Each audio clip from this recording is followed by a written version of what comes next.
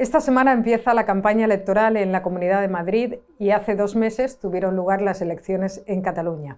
Podríamos pensar que la política catalana y la política madrileña discurren por cauces muy distintos, pero aunque hay diferencias, por supuesto, también se producen bastantes semejanzas. ¿En qué se parecen la política catalana y la política madrileña? Vamos a verlo. Primero, las dos trascienden en su relevancia y repercusión al ámbito de la comunidad autónoma. Estábamos viendo que en la campaña de Madrid prácticamente es la antesala de unas elecciones generales y que los líderes del PP o del PSOE o de Unidas Podemos se sienten muy involucrados como si fueran unas elecciones a las Cortes. En las elecciones catalanas también ocurrió algo parecido. Vimos como Pablo Casado o Inés Arrimadas se implicaron mucho porque un fiasco en Cataluña minaba su liderazgo, o en estas vemos también en las madrileñas que lo hacen Pedro Sánchez o Pablo Iglesias. Todos ellos se la juegan bastante en este tipo de elecciones. Eso provoca la segunda semejanza, que es que en ambos casos provocan una paralización de la política española. Cuando hay elecciones en Cataluña o en Madrid, los partidos de ámbito estatal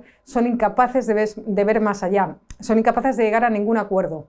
Eso paraliza cuestiones como los posibles indultos a los presos del Procés o la renovación del Consejo del Poder Judicial, o monopoliza los debates en el Congreso de los Diputados. Otro punto de conexión, la política de bloques, en el caso de Cataluña, sobre todo entre el bloque independentista y el no independentista. En el caso de Madrid, entre la derecha y la izquierda. Suele haber trasvase de votos dentro de estos bloques, pero difícilmente lo hay entre ellos. Y eso nos lleva a otra semejanza, que son los discursos emocionales, sobre todo los mensajes simplistas. No se habla de promesas ni de propuestas, los votos se definen como contrarios frente a otro. Vamos a verlo, por ejemplo, en el caso de Madrid, Ayuso utiliza socialismo o libertad. Iglesias, algo así como democracia versus fascismo. O los socialistas sería algo así como Trump versus Biden. En Cataluña, dentro del bloque independentista, Junts escribía la independencia orgullosa y no claudicante versus la acomplejada o supuestamente sumisa de Esquerra Republicana. En todos los casos,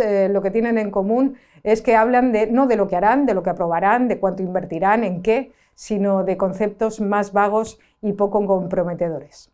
Otro punto en común son los personalismos, tanto a favor como en contra. Ayuso intenta trascender las siglas del PP y a la contra apela al voto contra el sanchismo, no contra el PSOE, sino contra Sánchez. Carles Puigdemont también intenta trascender las siglas de la vieja Convergencia e incluso de Junts. Y la campaña catalana también se convirtió en algún momento en todo el independentismo contra Salvador Illa. Un elemento más en común. En ambos casos, un partido que logró un gran auge, Ciudadanos, pinchó la burbuja en Cataluña y puede pincharla también en Madrid. Y por último, en las elecciones anteriores en Madrid y en Cataluña, gobernaron partidos que no ganaron las elecciones, que no quedaron los primeros. Y ahora, en los dos casos, puede acabar pasando lo mismo.